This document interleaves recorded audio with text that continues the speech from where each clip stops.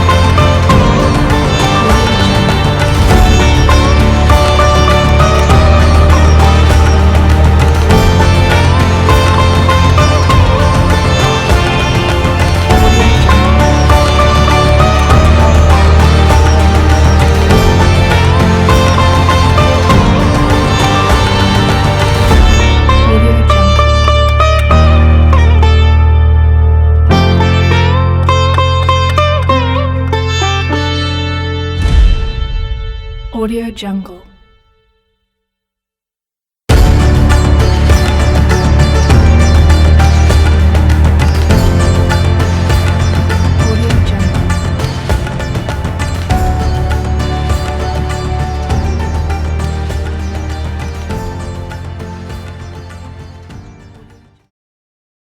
যদি তোমাদের ভালো লেগে থাকে তাহলে আমার এই চ্যানেলকে লাইক, শেয়ার এবং সাবস্ক্রাইব করে দেবেন। তো আপনারা সবাই ভালো থাকবেন, সুস্থ থাকবেন। টাটা।